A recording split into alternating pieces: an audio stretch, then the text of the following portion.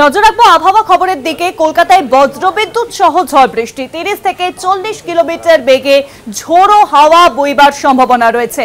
আজ দক্ষিণবঙ্গের জেলাগুলিতে বজ্রবিদ্যুৎ সহ বৃষ্টির সম্ভাবনা। পুরুলিয়া, বাঁকুড়া, দুই বর্ধমান, বীরভূম, মুর্শিদাবাদে ভারী বৃষ্টির সম্ভাবনা জারি করা হয়েছে। আমরা জানি যে আবারও কিন্তু নিম্নচাপ তৈরি হয়েছে এবং যার জেরেই কিন্তু ভারী বৃষ্টির সম্ভাবনা ফের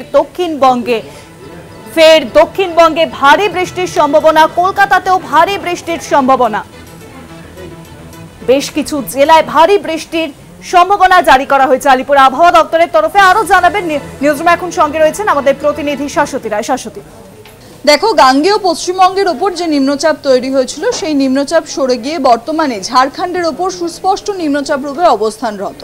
তাই বৃষ্টির তোর ধীরে ধীরে কমলেও আজকে কিন্তু বৃষ্টি বহাল থাকবে দক্ষিণবঙ্গের পশ্চিমের জেলার দিকে, কারণ পশ্চিম থেকে উত্তর পশ্চিম দিকে অগ্রসর হচ্ছে এই সুস্পষ্ট নিম্নচাপ এবং তার ফলে প্রবল পরিমাণে বৃষ্টির সম্ভাবনা রয়েছে দুই বর্ধমান, বাঁকুড়া, পুরুলিয়া, বীরভূম এবং মুর্শিদাবাদে।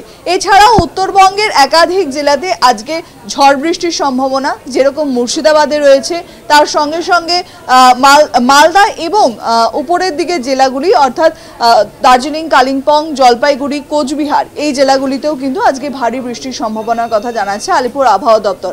আগামীকাল পর্যন্ত দক্ষিণবঙ্গের প্রায় সর্বত্রই এই ঝড় বৃষ্টি থাকবে এবং তারপর থেকে বৃষ্টির তোর কিছুটা কমার সম্ভাবনা, কারণ এই নিম্নচাপ ধীরে ধীরে সরে যাচ্ছে ঝাড়খণ্ড থেকে বিহারের দিকে এবং তার প্রভাবের কিছুটা কম পড়লেও ধীরে ধীরে বর্ষার যে বৃষ্টি সেই বৃষ্টি কিন্তু সক্রিয় রয়েছে। কার্যত নিম্নচাপ এবং সক্রিয় মৌসুমী বায়ু থাকার কারণেই এই প্রবল বৃষ্টির সতর্কতা এবং একাধিক জেলাতে কিন্তু বিক্ষিপ্তভাবে ভারী বৃষ্টির সম্ভাবনার কথা জানানো হচ্ছে হাওয়া অফিসের তরফে।